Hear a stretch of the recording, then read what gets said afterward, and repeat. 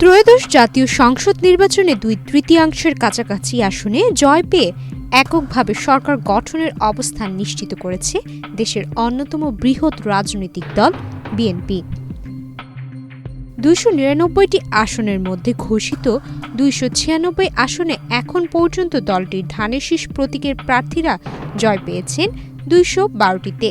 212টি বিজয়ের মধ্যে বিএনপির 6 জন নারী প্রার্থী বিপুল ভোটে নির্বাচিত হয়ে সংসদে যাচ্ছেন।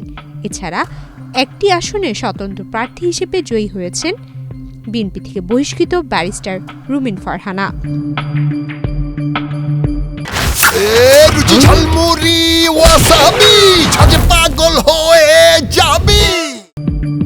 মানিকগঞ্জ 3 আসনে হাড্ডাহাড্ডির লড়াই শেষে বিজয়ের হাসি ফুটেছে বিএনপির প্রার্থী আফরোজা খানমের মুখে।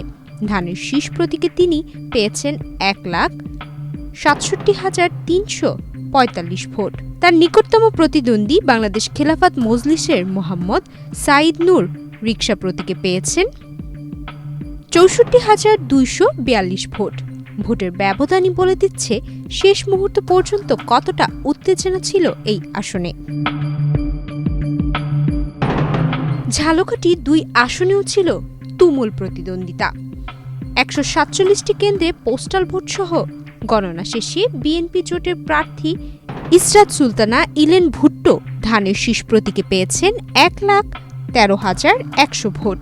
তার প্রতিদ্বন্দ্বী জামাতের SM নিয়ামুল করিম দাঁড়িপাল্লা প্রতীকে পেয়েছেন 69,805 ভোট। ভোট গণনার প্রতিটি ধাপে সমর্থকদের উৎকণ্ঠা ছিল চোখে পড়ার মতো।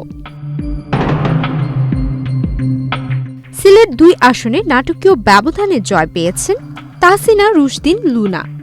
গুম হওয়া বিএনপির নেতা এম ইসলাম আলীর স্ত্রী হিসেবে পরিচিত এই প্রার্থী ধানের শীষ প্রতীকে পেয়েছেন 1,17,956 ভোট। তার নিকটতম প্রতিদ্বন্দ্বী খেলাফত মজলিসের মোহাম্মদ মুনতাসির আলী পেয়েছেন 38,635 ভোট।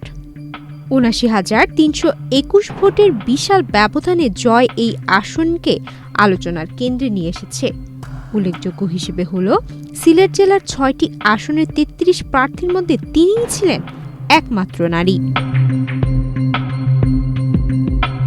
ব্রাহ্মণবাড়িয়া 2 আসনে স্বতন্ত্র প্রার্থী রুমিন ফারহানা বড় ব্যবধানে বিজয়ী হয়েছেন।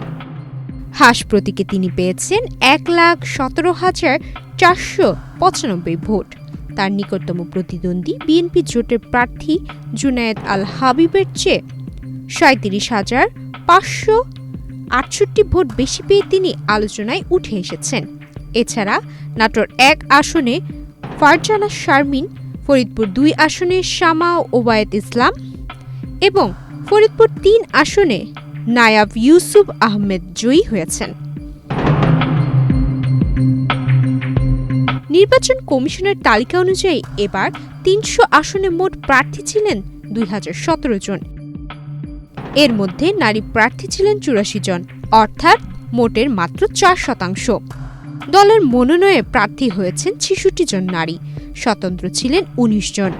নারী প্রার্থীদের হলফনামা বিশ্লেষণ করে দেখা গেছে 75% স্নাতক বা স্নাতকোত্তর ডিগ্রিধারী। 25 থেকে 39 বছর বয়সী প্রার্থীর সংখ্যা সবচেয়ে বেশি, সংখ্যায় 32 জন।